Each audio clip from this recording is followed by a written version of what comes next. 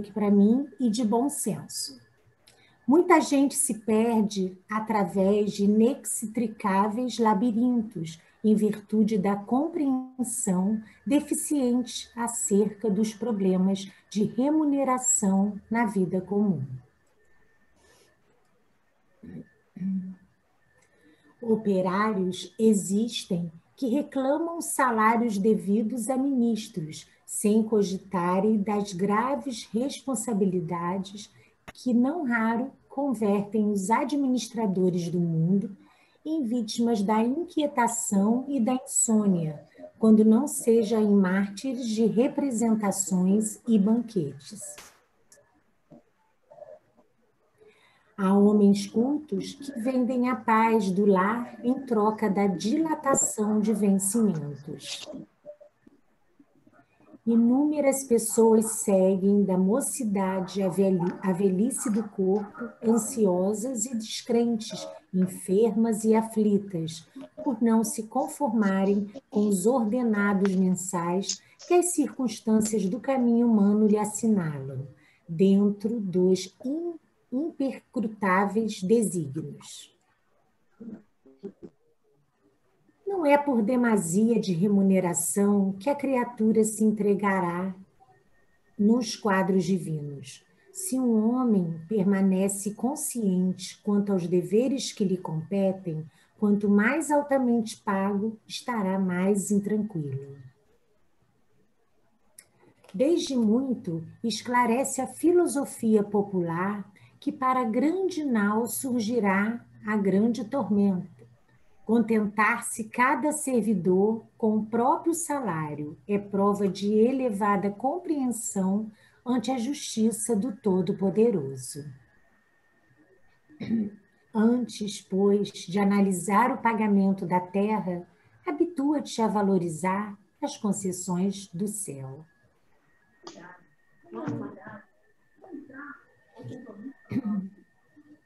Querido Pai, Pai de amor e bondade, Mestre Jesus, amado amigo e irmão, querida Meimei, mentora dessa casa.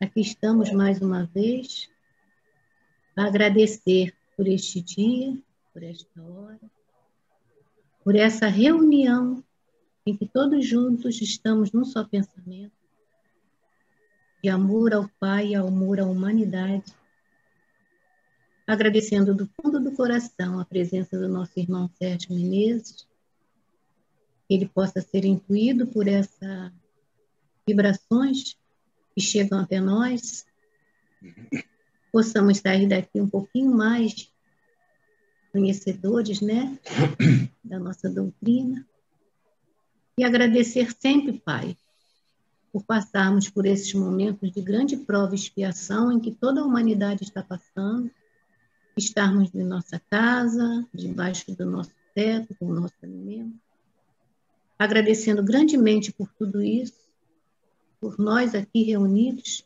nesta hora, e te damos graças. Graças te damos, muitas graças, por todos nós e nossa família. Abençoa, Pai, esse momento, abençoa todos nós aqui presentes, abençoe nossa família e ajude, Pai, a humanidade a passar por tudo isso em equilíbrio. E assim, sabendo da tua misericórdia para todos nós te agradecemos do fundo do coração. Fique conosco, Senhor, hoje e sempre. Que assim seja, graças a Deus. Obrigada, Cristiana, pela leitura da página. Obrigada, Dona Anira, pela prece. E hoje, com muita alegria, a gente está recebendo o nosso amigo Sérgio Menezes, e a gente está fechando um ano de comemorações de que, desde junho, a gente tem recebido palestrantes de fora do Meimei para estar brilhantando essa comemoração dos 30 anos do Grupo Espírita Meimei. O Sérgio, ele é lá do Grupo Espírita Cristão de Conceição de Jacareí, Ele está dirigente lá do grupo há uns 13 anos, né, Sérgio, mais ou menos. Dirigente da reunião mediúnica, estudo das obras de André Luiz, os Eges, enfim, é um trabalhador incansável do Grupo Espírita Cristão e expositor espírita, está hoje com a gente aqui, falando, né, vai nos falar sobre os medos e fobias em tempos de pandemia. Sérgio, muito obrigada por ter aceitado o convite, a palavra é sua. Eu que agradeço, do fundo do meu coração, por mais essa oportunidade que vocês me deram. Há algum tempo atrás, né, eu ia fazer, mas eu pedi para a Márcia, segura um pouquinho, que eu estou tentando ser mestre dos mares. Aí eu fiz uma prova super difícil aí da Maria, consegui passar, né, que eu sou apaixonado pelo mar. Eu fui pescar agora à tarde com os sobrinhos, com os primos meus, aí foi, para mim, um momento de extremo prazer, relax. Estou bem leve hoje para fazer essa palestra. Peguei peixinho a dessa, estou bem tranquilo, estou com a alma lavada. Então, vamos ver se eu consigo aqui compartilhar a tela, né? Aí. Isso, Sérgio, já está chegando, só falta o modo exibição. Tá. Modo exibição. E aqui em cima eu posso minimizar, tá bom? Sim, vocês aí, tá bom? Isso. Tá. Já está na tela cheia para nós, tá? Medos e fobias em tempo de pandemia. Esse estudo foi extraído, né, do livro Céu e Inferno, do livro Nosso Lar, o artigo da Folha Espírita de 2003, né, para você ver como é um tema que está em voga cada dia mais. Acho que quanto mais passa o tempo, mais esse tema se torna atual. E os nossos irmãos aí que escreveram esse artigo são médicos psiquiatras espíritas, né? E nós vamos comentar o nome deles. Programa Transição número 189, que entrevista vários médicos, psicólogos, psiquiatras, né? Programa Transição 190, extraí também um pouquinho do Dr. Alberto Almeida, que eu gosto muito das palestras dele, da palestra da Maíse Braga, também sobre medo, e de dois psiquiatras, a doutora Maria Fernanda, né, que tem vários assuntos interessantíssimos, e ela é uma jovem bem dinâmica, bem didática, eu gosto muito, e o doutor Leonardo Machado, ele trabalha em sociedade aí com Rossandro Klinger, que é psicólogo espírita também, né, vai aí na Rede Globo, na Fátima e outros programas, né? Então, vamos começar com definição. O que é medo, né? Eu já ouvi, eu lido muito com medo, né? Porque o dentista, tem muitas pessoas que chegam até mim e falam assim, olha, eu morro de medo de vocês. Olha, para você ver como eu tenho tanto medo que essa noite eu nem consegui dormir, né? Com essa ansiedade, porque a pessoa chega às vezes na clínica esperando encontrar um leão e, na verdade, encontra um gatinho. Então, o medo é uma emoção primária, básica, biológica, mais dirigida a um objeto e é proporcional a um estímulo. O medo todos nós temos. Eu costumo classificar lá alguns pacientes, né, que eu sou muito medroso. Eu falo, não, você não é medroso. Você tem medo, é diferente. O medroso, raiz mesmo, ele nem passa na frente da clínica, ele atravessa e vai para o outro lado. Você, mesmo tendo medo, você buscou uma coragem, uma força interior para aqui estar e superar esse desafio.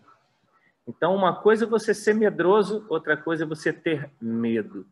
Agora, quando o medo é injustificável, exagerado, né? Quando acontece vários comportamentos de esquiva e ansiedades antecipadas, aí já é fobia. Tá? Eu vou dar um exemplo de fobia, eu já dei esse do paciente, né?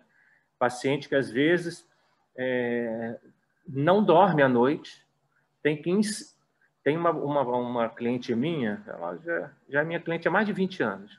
Ela falou que só para conversar comigo, ela se entope de tarja preta, dessas medicações, né, mais fortes, né? E esse exemplo, por exemplo, teve uma outra paciente que ela tem fobia social. Só de ver pela televisão aglomeração, seja no carnaval, seja qualquer tipo de aglomeração, já desencadeia nela uma crise de ansiedade muito forte. Ela começa a ter taquicardia, sudorese, começa a se tremer todinha, pressão aumenta, sensação de desmaio, fica gelada, fica quente, é uma coisa louca. Realmente está muito em voga essas crises, né? Mas nós vamos aprender o que fazer para combater, né, a fobia e administrar o medo, que é importantíssimo para a nossa subsistência e está até na lei de conservação, que nós vamos trazer também. Agora, a definição desse psiquiatra Leonardo Machado, que é o que eu falei, que é o amigo do Rossandro Klinger. Né? Eles têm várias parcerias que respondem várias perguntas bem interessantes. E ele que classificou esse psiquiatra. E ele fala que a ansiedade é uma emoção mais complexa e difusa. Envolve o medo e outras interpretações. Né? A ansiedade, você não precisa estar diante de um problema em si. Né? Como vários pacientes que dizem que não dormem à noite, né? Antes de ir no consultório, antes de fazer qualquer tipo de coisas que eles não têm controle sobre essa emoção. Olha o que Freud diz, que é o medo sem objeto. Né? Hoje em dia, a ansiedade que está muito em voga, né? Todos estão comentando, é a ansiedade em relação ao futuro. Nós não sabemos o que vai ser do futuro. Né? O que será? Aí nós temos que lembrar do Mestre Jesus, quando ele disse, não vos inquieteis com o dia de amanhã, porque basta cada dia o seu próprio mal. Né? O Dalai Lama tem uma frase que diz assim, não permita que o seu presente seja prejudicado por um passado que não tem futuro. Então a gente observa esses avatares da humanidade que vieram para alavancar o nosso progresso espiritual, né? E nos mostram, né? Deixaram para nós um legado não só de mensagens, mas de exemplos a ser seguidos. E o que nós estamos fazendo no nosso dia a dia? Acho que André Luiz, ou Emmanuel, ele diz assim, quanto mais você alimentar a sua fé, mais os seus medos morrerão de fome. Né? Então, nós vamos ver aqui no livro Nosso Lar, a Narcisa, lá no capítulo 42, ela disse que o medo é um dos piores inimigos do ser humano, porque se aloja na alma, atacando as forças mais profundas. E o Emmanuel diz que o medo é uma sombra na alma, que nós temos que dissipar essa sombra.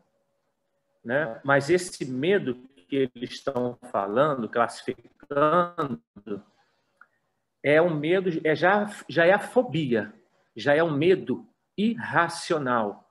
Como diz a psiquiatra Maria Fernanda, né? Ela diz assim, ela orienta que o medo racional é nosso aliado, nos sinaliza dos perigos reais. Né? Digamos que tivéssemos uma lesão cerebral, né? E perdêssemos essa emoção, né? Que é o medo. Faríamos coisas absurdas, como um jovem que não teve lesão, mas foi destemido ao extremo, até de maneira imprudente. Ele, 15 anos, ele construiu um paraquedas artesanal, subiu num edifício de 15 andares, que estava abandonado, e se lançou lá de cima. Né? Então, vocês podem ter uma noção do que aconteceu com esse jovem. Né? Então, o medo racional é importantíssimo. Nós vamos ver o que está lá no Céu e Inferno também, que diz Kardec falando sobre isso. Ah lá, já a fobia é um transtorno de ansiedade, é uma sensação de medo excessiva, ela é desproporcional, é irracional, tá? Porque não há um perigo real. Aqui em casa é minha esposa. Hoje entrou um passarinho lindo, um beija-flor, e ela morre de medo. É uma fobia. É desproporcional, porque aquele passarinho ele não vai fazer mal a ela, né? Mas é uma fobia que tem que ser trabalhada e tratada. Ela já perdeu bastante o medo, mas de vez em quando ela tem essa recaída, né? A fobia passa a ser um problema grave quando começa a trazer prejuízo na vida daquela pessoa, quando traz muito sofrimento e atrapalha na rotina. A pessoa não vai trabalhar. Ela acorda, toma café, toma banho, se arruma toda e não consegue sair de casa. Eu tenho um paciente meu, ele é advogado, né? Fala bem grosso, né? Aquele paciente bem machão, mas ele fala: Sérgio, quando eu estou com a minha crise de ansiedade, com essa fobia, eu não consigo colocar a ponta do nariz para o lado de fora da minha casa. Aí eu tenho que ligar para os meus outros advogados da minha equipe e eles vão me representar no fórum, em algum outro lugar, às pressas, porque eu não consigo sair, né? Então, fobia é um transtorno neurótico. A psiquiatra espírita Maria Júlia Pérez, ela é criadora do Instituto Nacional de Pesquisa e Terapia Vivencial Pérez, em São Paulo. Ela diz que há mais de 500 fobias na literatura médica. 500, tá? Pessoas, né, que não vão a avião, navio, carros, né? Tem muitas pessoas, nós vamos ver lá na frente como que nós fazemos para lidar com algumas fobias. E a que está mais em moda é essa fobia de doença ou fobia de contágio, que é o medo de pegar doenças e morrer, né? Gera toque, né? Transtorno obsessivo compulsivo, crise de ansiedade, ataque de pânico. Teve uma senhora que ela foi lá na clínica tem pouco tempo, ela quase gastou o meu vidrinho de álcool gel. A cada 1 minuto que ela conversava comigo, ela passava no rosto, nos braços, nas pernas, em tudo quanto é lugar. Gente, isso é um excesso. Isso é um excesso. As pessoas estão, por causa do Covid, né, potencializando essas fobias, essas ansiedades, esses transtornos. E isso pode criar raízes em suas almas. Isso pode, mesmo depois que a pandemia acabar, isso pode continuar durante toda uma existência. Então, é fundamental nós detectarmos esses medos excessivos, irracionais, e combatê-los. Nós vamos ver mais à frente alguns tratamentos, né? Mas nem todo medo é patológico. O temor da morte, olha o que está no capítulo 2, do item 2 do livro O Céu e o Inferno. O temor da morte é um efeito da sabedoria da providência. É uma consequência do instinto de conservação comum a todos os seres viventes. Aí ele continua aqui dizendo que é um freio. É um freio, graças a Deus. Ele serve como contrapeso, né? Imagina se nós não tivéssemos medo, a gente estaria pulando igual esse jovem que pulou do 15º andar, com paraquedas artesanal, né? E outras loucuras que a gente vê por aí, vira e mexe, algum jovem, né, sofrendo acidente que poderia muito bem ter sido evitado se ele conseguisse entender naquele momento que aquilo ali estava fora poderia sair fora do controle, né? Então, o Dr. Jaider Rodrigues, ele participa da Associação Médica Espírita de Minas Gerais, né? Então, ele teve uma abordagem muito interessante, dividindo os medos em 4 vertentes. A primeira é essa que nós acabamos de ver no livro O Céu e o Inferno, que é criada pelo instinto de conservação, evitando que se exponha a perigos desnecessários, né? Se a pessoa sentir dor E o medo, provavelmente, ela vai evitar, né? Como a criança, geralmente com 2, 3 anos, né? Pelo menos aconteceu isso com meus filhos, né? Eu tenho 3 já jovens e a gente falava, não coloca o dedinho na tomada, você vai tomar choque. Pois virava o rosto, eles iam lá, enfiavam o dedinho, tomavam choque, chorava. Depois desse medo, dessa dor que eles sentiram, desse susto, né? Eles nunca mais colocavam, né, os dedinhos. Aí depois nós colocamos aquelas tampas, né, de tomada e aí acabou, para não correr novos riscos, né? Então, essa primeira vertente que o Dr. Jaider Rodrigues diz é um fator positivo do medo. Tá? Então, nós vamos analisar. Como diz lá, nem todo medo é patológico, desde que nós consigamos dominar o medo e não sermos dominados por ele. Se o medo te impedir de fazer alguma coisa que você quer fazer, algo está errado. Tá? Prudência e caldo de galinha não faz mal para ninguém. Os antigos já falavam muito bem isso, né? Ah, mas você está falando e a pandemia e o risco? Risco existe desde o momento que nós nascemos até o último dia da nossa existência, nós vamos correr riscos. Tá? Agora, nós temos que diminuí-los com prudência, com segurança, com todas as normas que nós estamos aprendendo aí toda hora na televisão, os médicos, né? E a gente deve fazer direitinho. Ah lá, segunda vertente do medo é fruto do complexo de culpa, né? Eu costumo falar que a culpa é um excelente despertador, mas uma péssima companhia, péssima.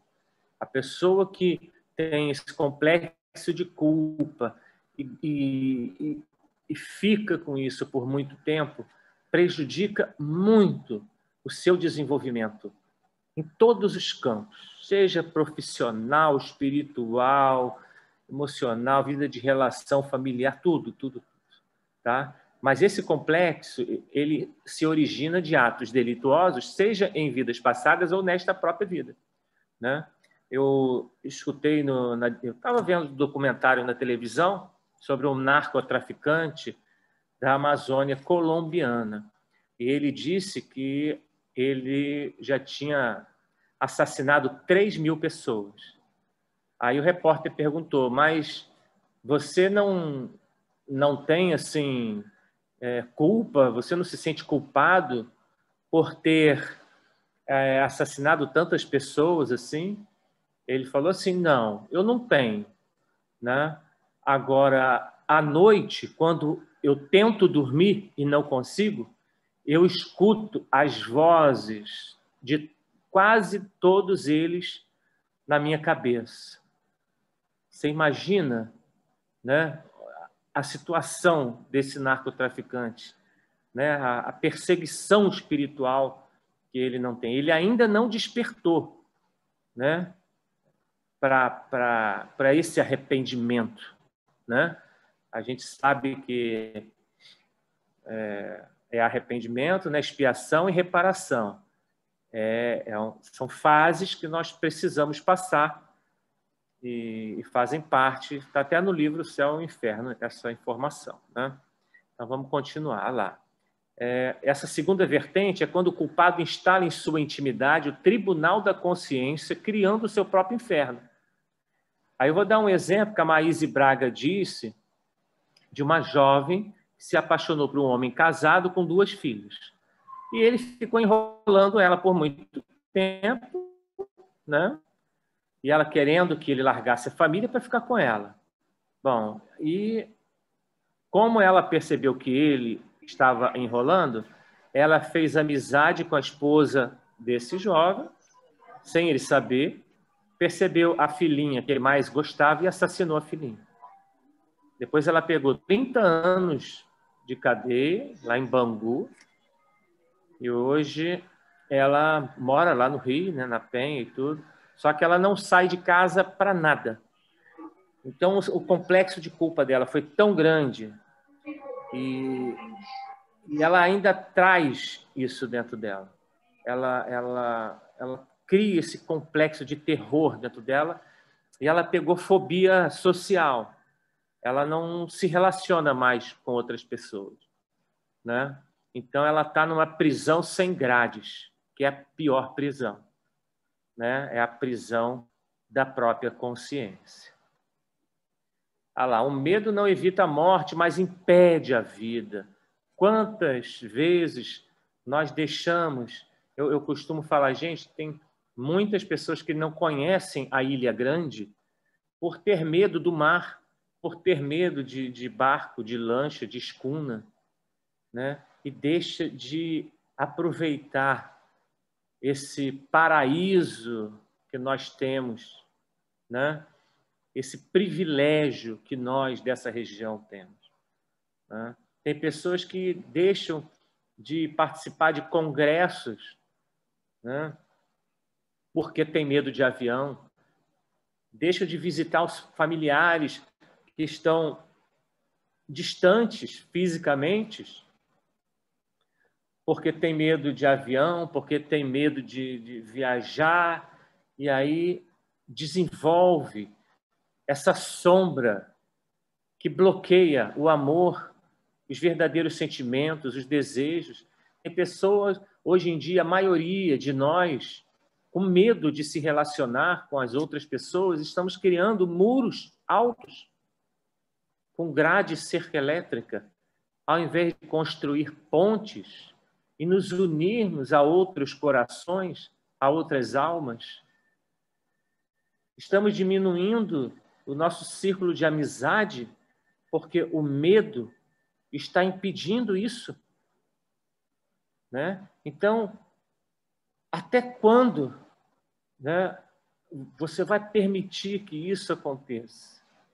Né? Às vezes a gente está andando num shopping, ou lá no Rio, principalmente, né? Aqui é mais tranquilo, graças a Deus, mas chega uma criança te abordando para pedir alguma coisa, você toma um susto, se joga para trás com medo daquela criança te assaltar, te roubar, né? Então, a gente precisa trabalhar dentro de nós essa emoção.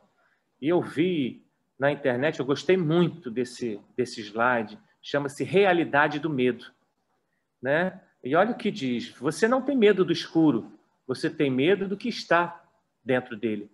Você não tem medo de altura, você tem medo de cair. Você não tem medo das pessoas ao seu redor, você tem medo de rejeição. Você não tem medo de amar, você só tem medo de não ser correspondido. E isso é a mais pura verdade.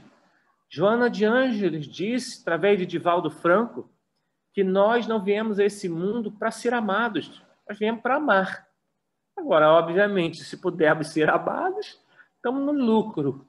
A nossa missão maior neste mundo é aprender a amar, sem medo de rejeição, sem medo de não ser correspondido. Ah, mas eu doei toda a minha vida pelo meu filho, pela minha filha, pelo meu marido, e eles me viraram, eles não querem mais conviver comigo. Se você doou todo o amor que você pôde doar, o problema não é seu. Você cumpriu a sua missão, o problema é deles. Hã? Ah lá, você não tem medo de deixá-lo ir, você só tem medo de aceitar a realidade de que ele se foi. Então a gente precisa desapegar, a gente precisa amar. Nós vamos ver mais adiante que a antítese do medo não é a coragem, é o amor. Quanto mais você ama, quanto mais você tem fé, menos medo você tem. Porque o amor liberta, o amor não prende, não algema, né? A terceira vertente seria o fruto dos sofrimentos atrozes que experimentamos nas zonas inferiores da erraticidade, quando brinquedos de inteligências perversas.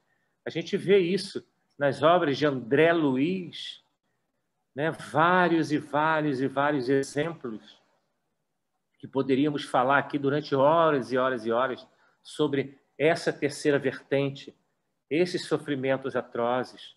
né? A mente dessas pessoas é povoada de imagens apavorantes, que mesmo depois de serem resgatadas pelas mãos dos obreiros do Senhor, continuam como cruéis prolongamentos daqueles momentos infelizes que a reencarnação não consegue abafar, né? Então, nós vemos na erraticidade, né, que é quando a gente desencarna até a nova reencarnação, esse períodozinho, e a gente vê também, quando encarnado, né, quem nunca viu pessoas obsediadas em forma de subjugação, possessão, né? Essas inteligências perversas de zonas inferiores usam e abusam dessas pessoas, transformando-as em brinquedos, né?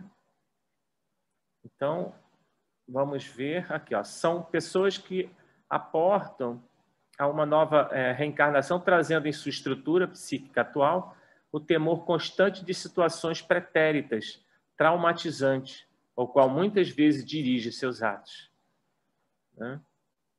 O Divaldo Franco, ele conta, né, do Máscara de Ferro,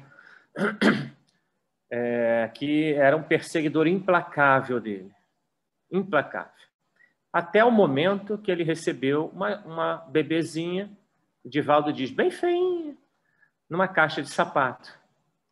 E essa jovenzinha, esse bebezinho, tinha sido em outras existências a mãe do Máscara de Ferro. E o Máscara de Ferro falou assim, você ama esta criança? O Divaldo disse, não, eu ainda não a amo porque eu não conheço, mas tenho certeza que vou amá-la como amo todos os outros meus filhos. E aí levou para o posto médico, lá da Mansão do Caminho, lá em Salvador, que eu já tive a oportunidade de conhecer, trabalho maravilhoso, né, do Divaldo. E aí acolheu esta criança, só que o Divaldo percebia que esta criança ela foi crescendo com certo medo do Divaldo. Enquanto os outros vinham, abraçava, beijava, tinham mais intimidade com o Divaldo, ela cresceu assim, meio temerosa. Até que, quando ela completou 15 anos, Divaldo a chamou e falou, vem cá, você me explica, o que eu te fiz para você agir como você vem agindo comigo? Né? Parece que você me repele, parece que você tem medo de mim.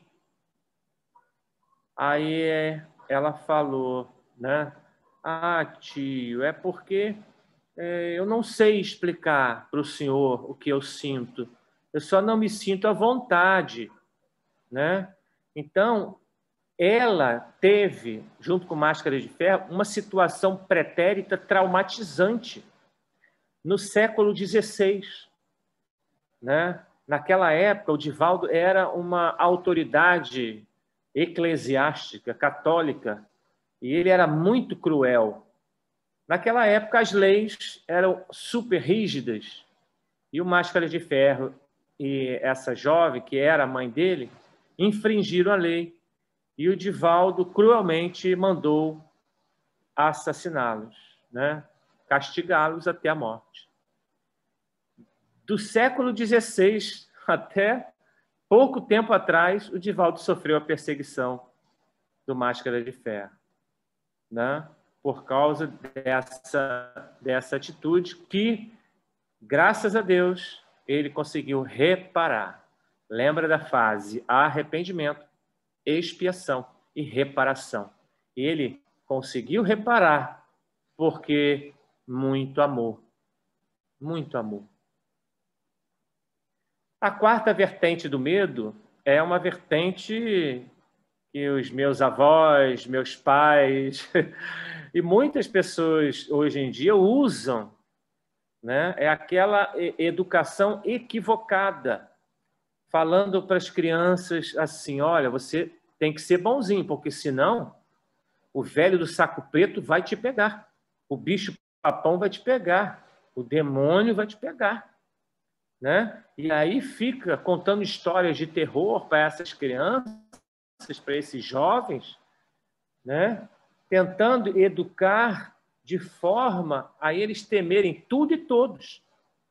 E isso gera um adulto inseguro, assustado, raivoso, retraído, né, agressivo, pouco responsável, né? Hoje em dia utiliza essa técnica, né, muito ainda nas igrejas, né? Existem muitos líderes religiosos equivocados que usam essa abordagem, né? Várias pessoas já falaram assim para mim: você é temente a Deus? E eu dizia: não, eu não sou temente a Deus, porque Deus é amor. Eu amo a Deus. Eu temo a mim mesmo. Eu temo ao monstro que eu ainda carrego dentro de mim e que eu tento dominar. Graças a Deus, a doutrina espírita me traz ferramentas importantíssimas para que eu possa usá-las e dominar, né? Chico Xavier também dizia: o único medo que eu tenho é de mim mesmo. Chico Xavier dizia que o único medo que ele tem é dele próprio, né? Aí eu falo: poxa, se Chico Xavier tem um monstro, eu tenho um Tiranossauro Rex em mim, né? Bem raivoso. Né? Graças a Deus a doutrina surgiu na minha vida. Aí olha o que o Dr. Jaider Rodrigues de Paula ele diz, que a psicoterapia em várias correntes, principalmente a terapia cognitiva comportamental, principalmente se forem voltadas para o resgate da dignidade humana. O que é essa terapia? A terapia do enfrentamento. Tá? Por exemplo, a pessoa tem horror, fobia a dirigir carro. Se você falar para essa pessoa: não, você vai ter que dirigir o dia inteiro o teu carro para você perder o medo, ela não vai conseguir perder. Você tem que ir aos poucos, né? Como é que começa? Liga o carro na garagem, põe em ponto morto e liga só o carro e fica lá dentro. Liga o carro. No dia seguinte, pede algum parente para ficar do lado, para te dar um apoio moral, e você anda dentro de casa. Se tiver quintal, vai um pouquinho para frente, um pouquinho para trás. No outro dia, ou na outra semana, dá uma volta no quarteirão, ou no final da rua. E, aos poucos, a pessoa vai ganhando autoconfiança, resgatando a sua dignidade, a sua fé em Deus e nela mesma, para combater essa fobia, aos poucos, né? Mas ele diz que a real terapia do medo é o esforço de transformação interior. Né? A ajuda vem de fora para dentro, mas a principal ajuda é de dentro para fora. É quando nos conectamos com o plano maior da vida. Né? Ah lá, pois, é o esforço de transformação interior, pois só ele é capaz de nos proporcionar a paz íntima. E paz nesse mundo não é ausência de problema, não é ausência de desafio. Não existe essa paz. Né? Paz é equilíbrio, harmonia diante dos problemas, diante dos desafios, diante das tempestades, do sofrimento, das dores. Quando nós conseguimos nos equilibrar para resolver tudo aquilo que nós precisamos resolver, porque não tem como fugir. Se você não enfrentar nessa existência, vai ter que enfrentar na próxima. Ah lá, imunizando-nos contra os males internos e externos. Os males internos, os males emocionais. Quantos conflitos emocionais ainda carregamos, complexos, de culpas. Quantas pessoas que ainda não conseguimos perdoar. Pessoas que não conseguimos nos relacionar. A doutora Maria Fernanda, ela diz,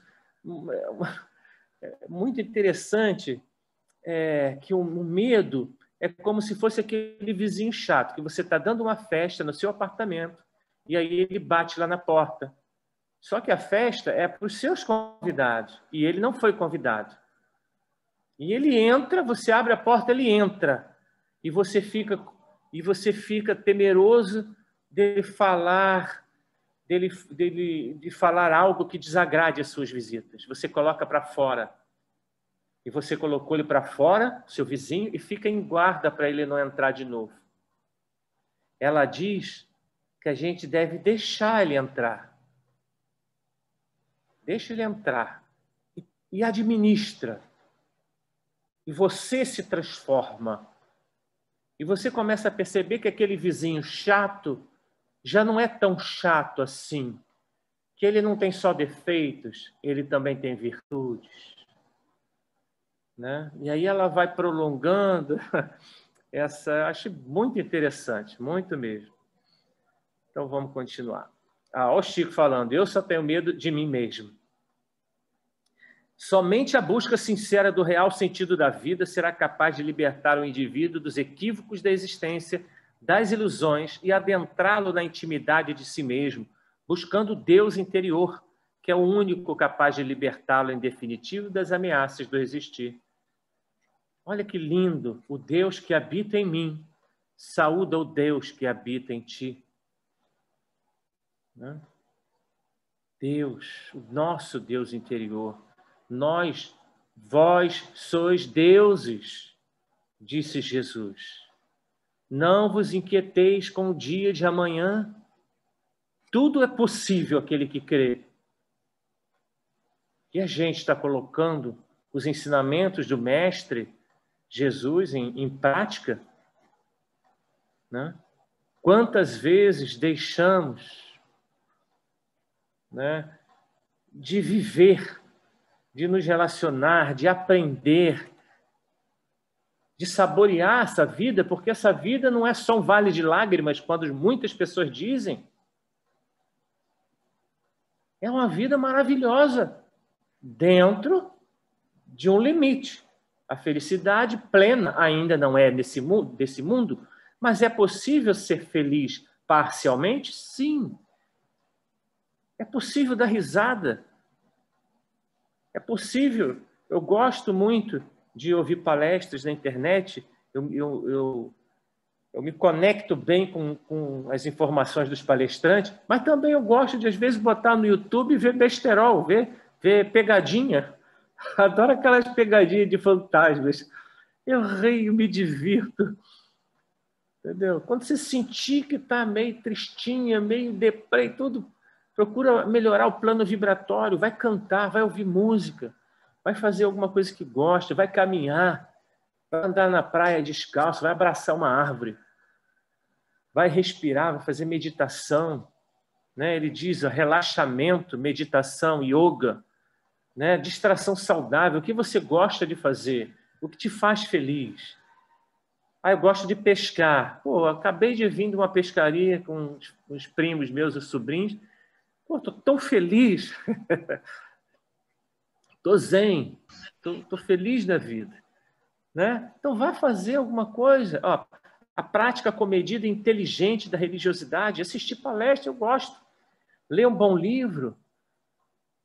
Às vezes eu acordo, né, eu tenho a oportunidade de acordar e olhar para o mar.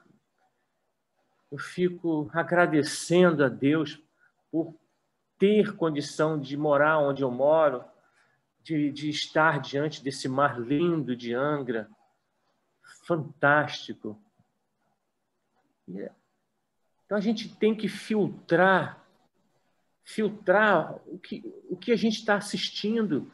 Se nós ficarmos somente em casa assistindo informações de pandemia, de mortos, de doentes, isso tudo vai prejudicar a nossa saúde mental, física e espiritual. Ele diz também, devemos evitar a esquiva experiencial de emoções difíceis. Olha lá, quando construímos nossa vida evitando as coisas que não queremos, ao invés de perseguir aquelas que queremos.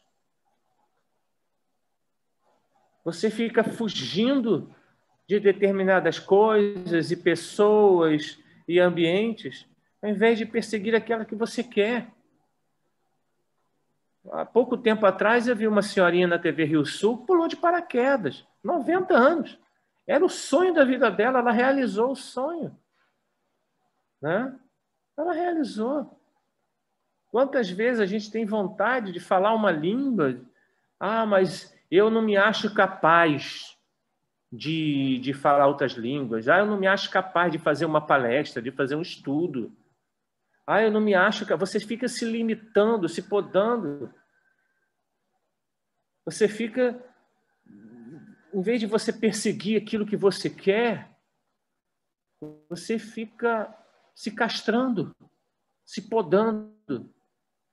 Né? Ah lá, se não podemos ter amor, não podemos ter amor se o nosso medo de rejeição for maior. Né? Medo de rejeição. Né? Então vamos... Aqui eu li no 1 João, capítulo 4, versículo 18. Confesso que eu tive que ler algumas vezes para entender. O medo produz tormento. Tá. Logo, aquele que não teme não é afeiçoado ao amor. Eu não estava entendendo isso. Mas depois Joana de Ângeles, aqui embaixo, diz que o amor é o antídoto eficaz para a superação do medo e sua consequente eliminação. Então, o amor é o antídoto contra o medo e é a ferramenta que nós temos para combatê-lo. Quanto mais nós amarmos, menos medo teremos. Madre Teresa de Calcutá estava certa vez limpando feridas de leprosos e doentes que ela achava caído nas ruas, e um milionário disse que nem por todo o dinheiro no mundo ele faria o que ela estava fazendo. E ela disse, eu também não. Por dinheiro, não, mas por amor eu faço. Ela não teve medo de pegar lepra. Ela não teve medo de pegar doença.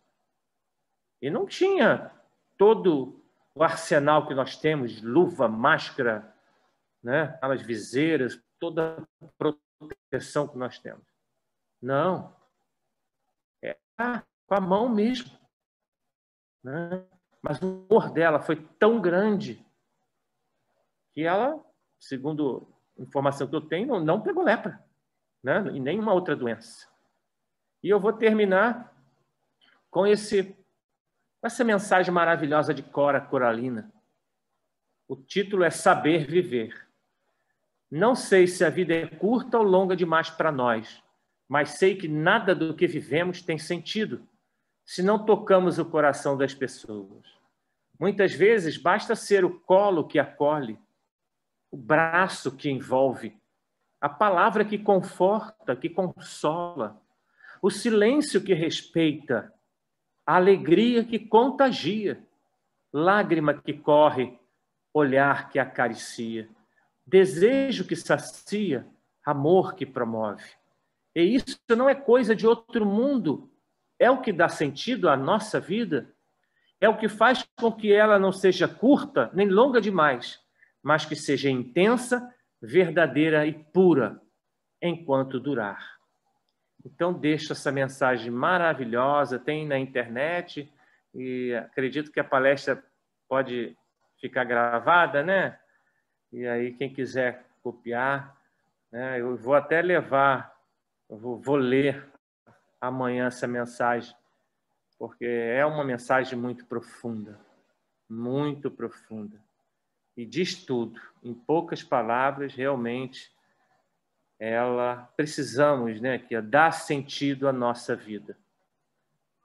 Mas para dar sentido à nossa vida, precisamos aumentar a nossa fé e o nosso amor. Que Jesus nos abençoe.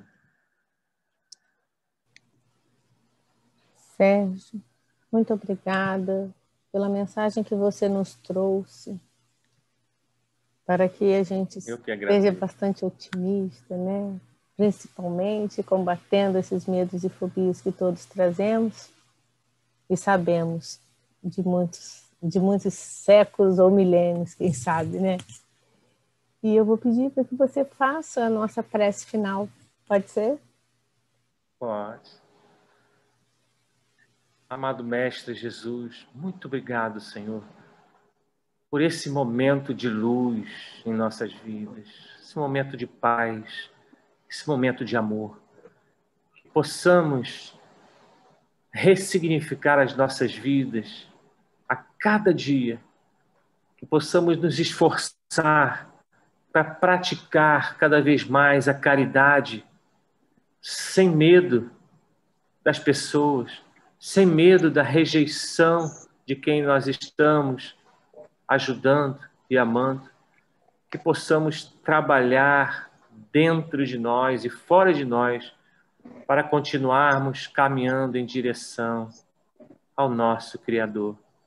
E agora vamos vibrar para todos aqueles irmãos que estão enfermos nos hospitais, precisando desse apoio espiritual, desse substrato divino, dessa vibração poderosa que nós podemos, nesse momento, irmanar, irradiar para cada um deles, aonde quer que eles estejam. Fazendo a prece dos aflitos, que começa assim: Senhor Jesus, Pai dos que choram, dos tristes e dos oprimidos, fortaleza dos vencidos, consolo de toda dor. Embora a miséria amarga dos prantos de nosso erro, nesse mundo de desterro, clamamos por vosso amor. Nas aflições do caminho, nas noites mais tormentosas, tua fonte generosa é o bem que nunca secará. Sois em tudo a luz eterna da alegria e da bonança, nossa porta de esperança que nunca se fechará. Quando tudo nos despreza neste mundo de iniquidade, quando vem a tempestade sobre as flores da ilusão, ó Pai, sois a luz divina, o cântico da certeza, vencendo toda aspereza, vencendo toda aflição. Que a paz de nosso Senhor Jesus Cristo, o amor de Deus, nosso Pai, e o carinho todo especial de Maria Santíssima possa nos envolver hoje, agora e sempre, seja neste finalzinho de ano, seja no próximo ano que está por vir, que possamos começar o ano com o pé direito, com fé, com amor, com vontade de seguir e servir a Jesus. Que assim seja, graças a Deus.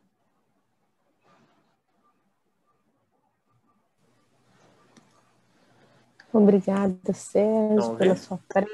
Estou te ouvindo, obrigada. Se você puder interromper o compartilhamento. Em nome do Grupo Espírita Meimei, nós agradecemos a você, mais uma vez, por estar conosco. Eu que agradeço. Agora, sim.